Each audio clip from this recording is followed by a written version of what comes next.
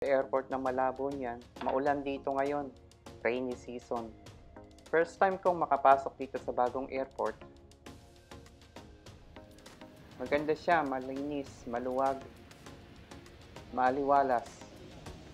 Malayong malayo doon sa lumang airport na kapag umuulan, medyo problema, basaan ang luggage ng mga maleta kasi malayo yung entrance dun sa parking. Dito sa bago, makakababa ka ng safe nang hindi mababasa pati yung mga luggage mo. Ayan ang ganda niya. Tara, pasok tayo sa loob.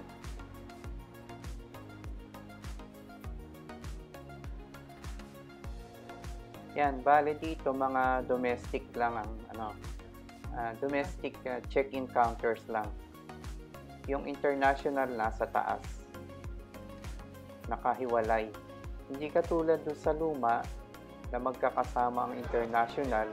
Yan, yung video yan. Magkakasama international check-in at saka mga domestic. Kaya ang gulo, disorganized. Tapos ang liit ng lugar. So, kaya malaking bagay itong bagong airport na binuksan. Convenient siya, saka ito nga malinis.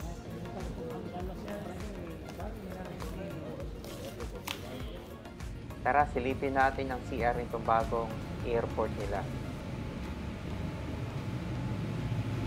Okay siya, malinis.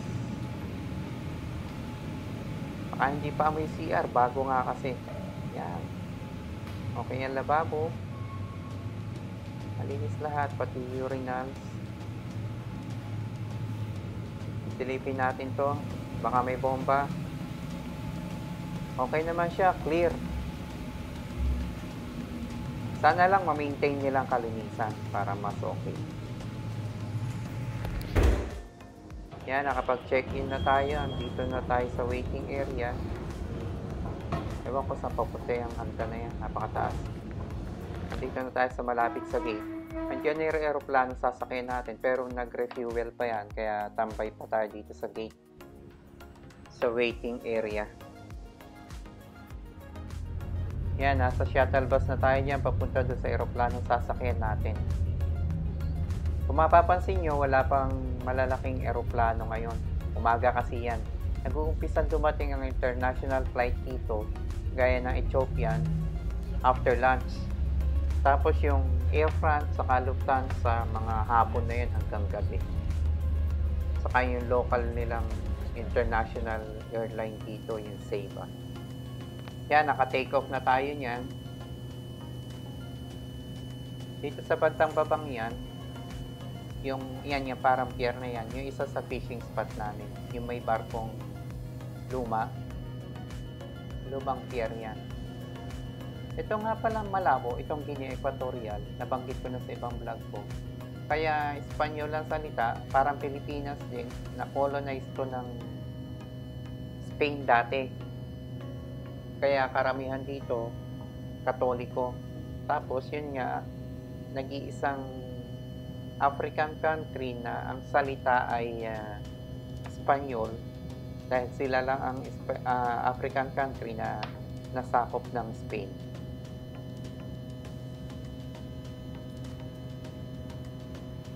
Yan, siyudad ng Malabo.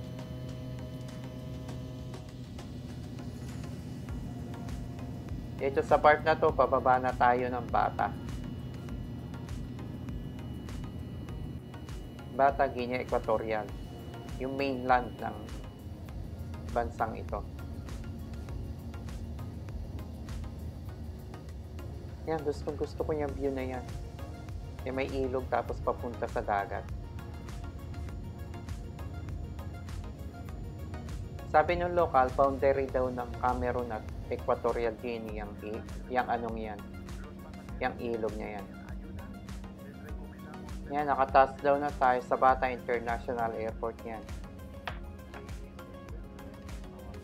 Yung building niya yun sa bandang kanan, yan naman yung bagong airport dito sa Bata na ginagawa.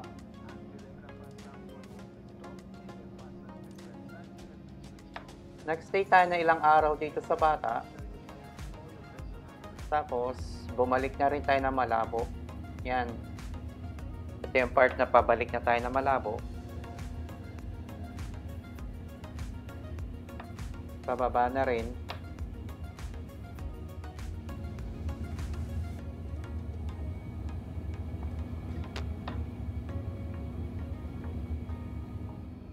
Hasta que el avión se detenga por completo y la señal luminosa de cinturones haya sido apagada.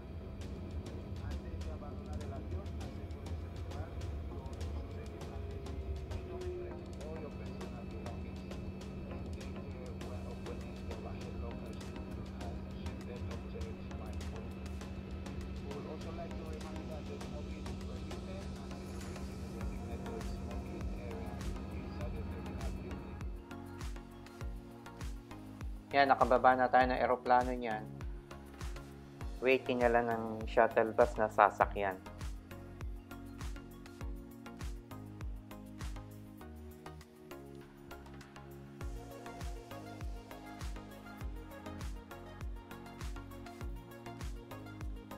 Yan, waiting tayo ng bagahe dyan.